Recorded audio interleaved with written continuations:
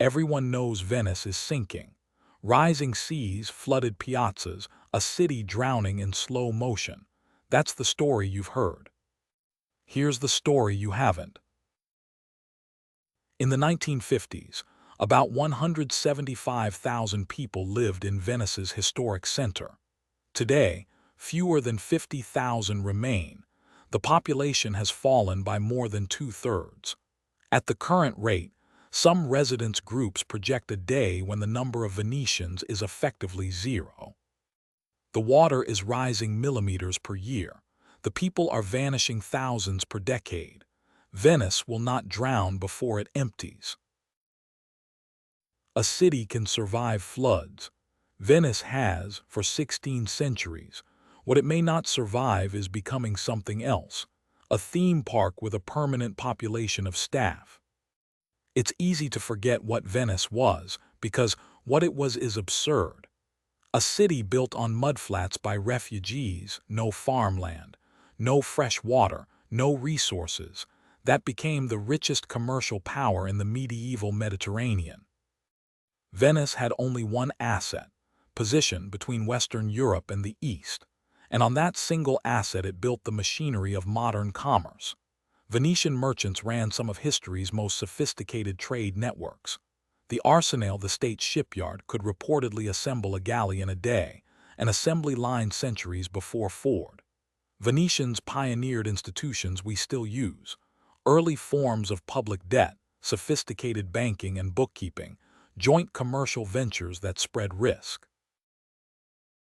Archive/art, Canaletto paintings, the Arsenal. For 1,000 years, an independent republic from roughly 697 to 1797, Venice ran on trade, not tourism. The palaces on the Grand Canal weren't built as attractions. They were warehouses and corporate headquarters with very good marketing. When Napoleon ended the Republic in 1797, Venice lost its empire but kept its beauty. And over the next 2 centuries, that beauty slowly changed from the byproduct of the economy into the economy itself. Remember that inversion. It's the whole story. For most of the 20th century, Venice still functioned as a real city, with factories at Porto Marghera on the mainland, fishing, crafts, and tourism as one industry among several. Then, decade by decade, the balance tipped: cheap flights, cruise ships, and finally the platform economy. Here's the mechanism, because Venice's decline is a doom loop as precise as Detroit's, just with prettier scenery. Step 1. Every apartment in the historic center faces a choice: house a Venetian family at a local rent, or tourists at several times that. On a pure spreadsheet, the family loses every time. Thousands of homes converted to short-term rentals. By the mid-2020s, the city counted more tourist beds than permanent residents. Step 2. As families leave, the infrastructure of ordinary life loses its customers. Schools consolidate. The butcher becomes a mask shop. The hardware store becomes a glass boutique. Everyday shopping means a trip to the mainland. Step 3. With fewer schools, fewer services, higher prices, and hallways full of rolling suitcases, staying becomes harder, so more families leave, freeing more apartments for Step 1. Around 20 million visitors a year now flow through a city of fewer than 50,000 residents. On peak days, day trippers alone can equal half the resident population. The mayor's office counts them by the phone signals. No one chose this outcome. That's what makes it a doom loop. Every individual decision, the landlords, the shopkeepers, the departing families, was rational. The sum is a city dissolving. Venice has fought back, and its fights have become the world's laboratory for managing overtourism. Cruise ships were banned from the historic basin in 2021, after years of images of floating apartment blocks dwarfing the Doge's palace. In 2024, Venice became the first major city on Earth to charge day trippers an entry fee €5, rising to 10 for last-minute bookings on selected peak days. By 2026, the scheme covered around 60 days a year. Did it work? As a revenue source, yes. As a deterrent, the city's own numbers say peak days still brought roughly 25,000 paying day trippers. Critics' verdict is hard to shake. €5 doesn't discourage anyone who flew in for the weekend. It just makes the theme park official, a city with a ticket booth.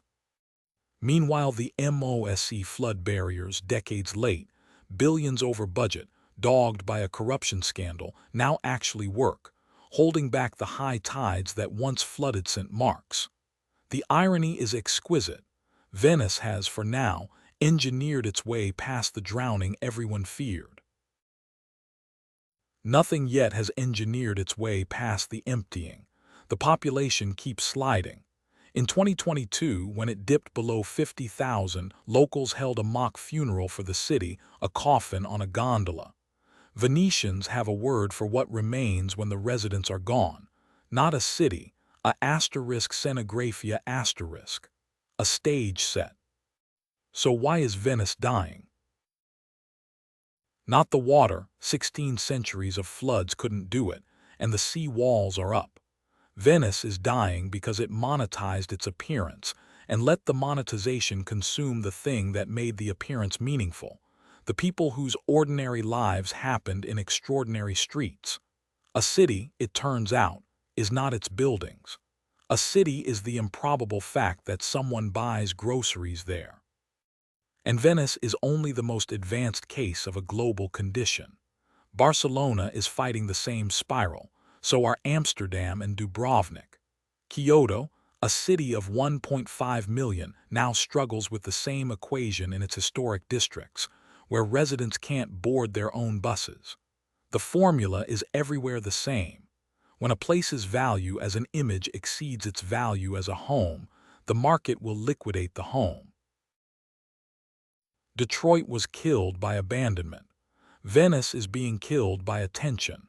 It's the same death, a city losing the people who make it one, arriving dressed as success. The question Venice is testing for all of us. Can you charge admission to a living city without turning it into the exhibit? Next file, the fastest passenger aircraft ever built grounded forever, by economics no one could outfly. Subscribe for Concorde.